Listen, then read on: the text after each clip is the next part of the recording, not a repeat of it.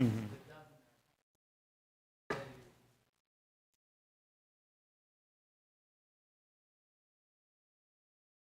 Right.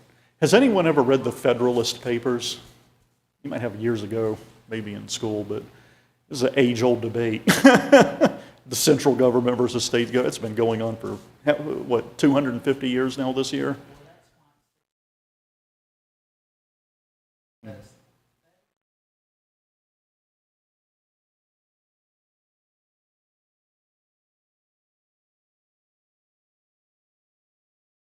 Here's an interesting question. Kind of a civics trivia thing. What supersedes the Constitution?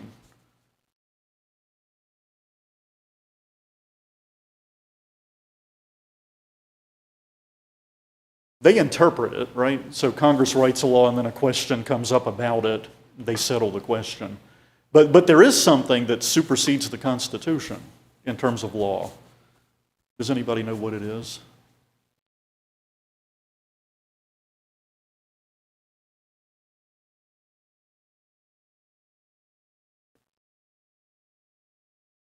Oh yeah, without question, both sides.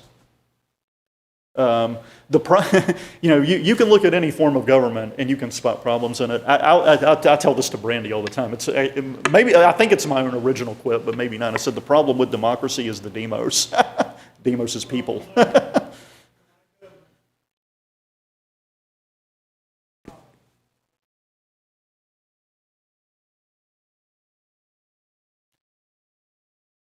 So the Constitution is the law of the land, the ultimate law, but there is something that supersedes it.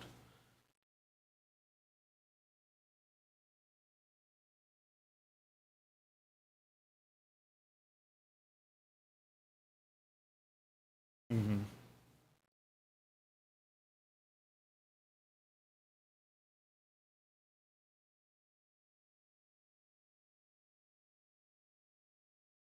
Mm-hmm.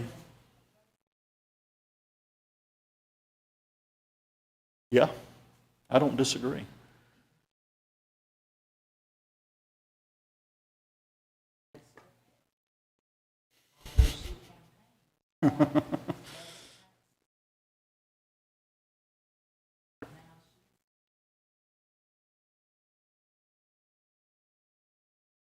Render unto Caesar that which is Caesar's. But yeah, so override international treaties override the Constitution. Did y'all know that?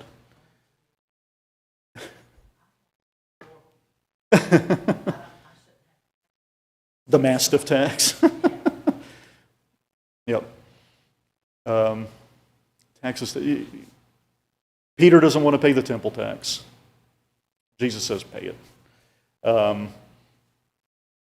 Freedom to, freedom from. Does this make sense to anyone at all? Like I said, the original dilemma, the thing that I wrestled with, just like everyone else in the class, and the teacher of the class, it's like, if Christians are supposed to be obedient citizens, if Christians are supposed to pay whatever tax the government says to pay, what about the revolution? And he's like, there's a real conflict there.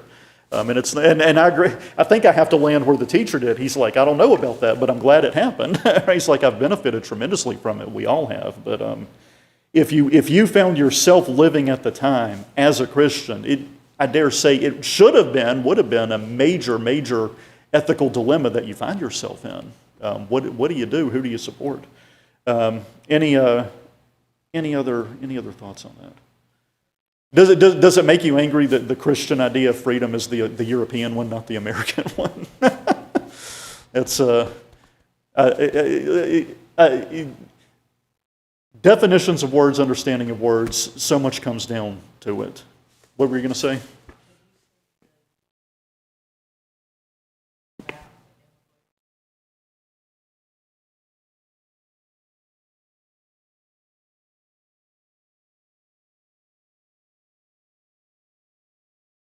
No.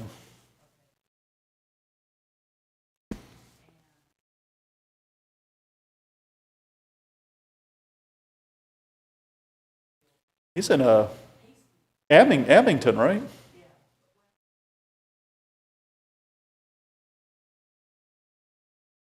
Mhm.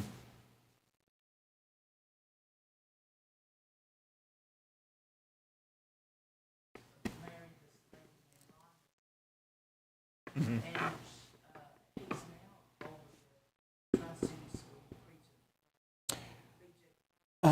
Did he take that job after what was his name? It's, my memory's failing me. What was his name? He was anyway. The guy that had been there recently passed away, so he took that job. It'll come to me here as soon as class is over, but.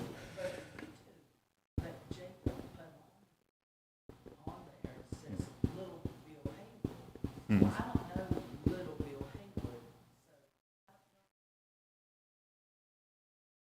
Yeah, I don't know. Any other thoughts on this? Christian freedom, Christian liberty. Freedom from, not freedom to. Again,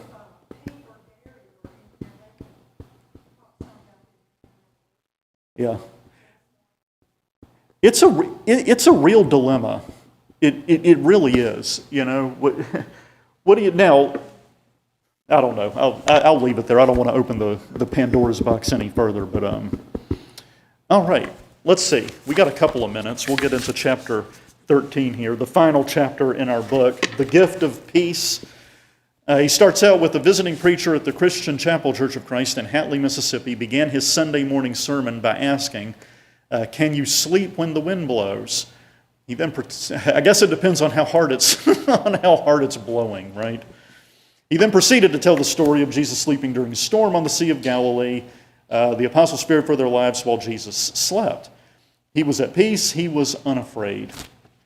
John the apostle was present that day. He records in John 14 that Jesus offers the same peace to us. Peace I leave with you, my peace I give to you. Jesus was offering a peace far greater than anything the world had to offer, or still does. Events in the Middle East give us daily... When did he write this? He wasn't anticipating today, I can tell that. Events in the Middle East give us daily reminders of how quickly peace can be shattered, sometimes for no good reason whatsoever. The world can never succeed in giving true peace. The Hebrew word for peace is shalom. It was a common greeting and farewell in the ancient world. When they wanted to ask how someone was doing, the Jews would say, "Hashalom lak," meaning, and I may have butchered that. If I did, I apologize, meaning, how is peace to you? In practical usage, it meant, is it well with you? Peace was a common term found in the introduction to Paul's letters. It was central to Jewish and Christian thought. Jesus offered the apostles more than mere words or greetings. He offered real peace. And then he quotes from Philippians 4:4-7. Which is interesting because, of course, Philippians 4, right after that passage, Paul gets into, whether I'm abased or abounding, I can do all things. Offering real peace because Paul there is someone who has peace in the worst of situations, right? He's writing from prison, and yet he speaks about peace. Because, again, in fact, he speaks of peace that passes understanding. And as I've said many a time, I think what he means by that is anyone who isn't a Christian looks at someone who is, and you kind of like the example he gives here on the Sea of Galilee, right? You have all the other people on the boat are beside themselves. It's like, we're going to drown, the ship's going to overturn. They look at Jesus and they're like, how in the world can he possibly be sleeping at a time like this? Christians have a peace that passes understanding. Other people in the world look at Christians, they look at what hopefully is a calm, collected demeanor, not easily shaken, and they think to themselves, how in the world can they possibly be so peaceful in the midst of the calamity that's going on? It passes understanding. It doesn't make sense to someone that doesn't have it. Jesus told the disciples at the Last Supper, "He who has my commandments and keeps them is he who loves me. And he who loves me will be loved by my Father, and I will love him and manifest myself to him." Judas was shocked by Jesus' statement. He thought the Messiah was to be an earthly king who would be revealed to the world. A lot of people still think that today. Premillennialist notions still abound. Jesus was saying he would be revealed only to the one who keeps his commandments. Judas had not expected that and asked, Lord, how is it that you will manifest yourself to us and not to the world?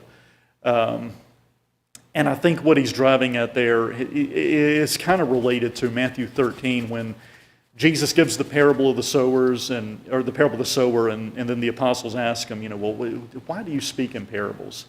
Right? And he tells them, there are some people who have ears to hear, and they're going to understand what I have to say. There are other people who don't have ears to hear, and they're just not going to get it. It's going to be blocked to them. Right? Jesus is going to show himself to people who have ears to hear, as it were in Matthew 19, people who were willing to obey him. Here's the question for y'all, and this kind of goes back to what we talked about last week or the week before with election. Is Jesus willing to show himself, to manifest himself to anyone? To make himself known, to make himself available? What do y'all think? How will you manifest yourself to us and not to the world? What do you say?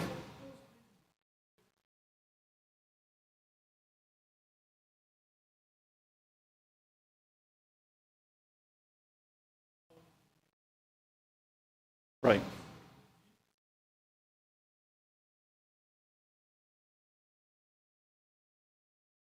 I would agree. He's willing to manifest himself to absolutely anyone. But the question is, are you willing? It's like the parable, right? Who is it that doesn't have ears to hear? People that aren't willing to listen. Would y'all agree? I mean, that's what I would say. Granted, I don't have a Calvinist theology, but I don't think it's the case that God has purposefully stopped the ears of certain people that he doesn't want to hear the gospel. Again, that some people do think that. But yeah, people who don't have ears to hear, I would argue, are people who were just too stubborn, too unwilling, too set on their own way, whatever it may be. For whatever reason, they're not willing to listen. They don't want to hear the message. Do y'all agree? Anyone can have ears to hear if they're willing to do it. Here in John, Jesus is talking about manifesting himself, showing himself. Not only that, but in kind of the context of what he's getting in this chapter, the peace and the forgiveness that he offers is available to absolutely anyone. How is it you will manifest yourself to us and not to the world? Because the world isn't willing to have it. The world doesn't want it. The world isn't going to take it. Continuing on in this section, he says, the apostles of Jesus were about to have their worlds turned upside down. The death of Jesus on the cross would shatter their dreams, hopes, and preconceived notions about the Messiah. And I think that they themselves still have this. In fact, later on in Acts chapter 1, when Jesus is about to ascend back into heaven, they ask, is the kingdom going to come now? They still have the same typical notion that most people do. It would strike a great blow to their faith and courage. Right? This guy's supposed to be the Messiah. Right? And yet the Romans, these pagan people, took him, nailed him to a cross, and then put him in a grave. It's like, hey, this can't happen to the Messiah. Again, according to their preconceived notions about what the Messiah is and is supposed to be. Jesus was offering them a peace that would aid them in the most troubling storm of their lives. Right? John 14 is the night, this final night that he has with them, this final supper before he's going to be betrayed later that night, and all of these events ensue from one court to the next, ultimately to the cross. So when he's talking to them about peace and manifesting himself, he's offering them something that they don't appreciate at that point in time. Why should they have peace in the midst of the storm? If we can find out what gave them peace, then maybe we can find peace during our storms. In this lesson, we will identify 4 reasons Jesus gave the apostles to be at peace. Lord willing, we'll pick up next time with the first section here on page 116. But thank you all for listening. Thanks for participating.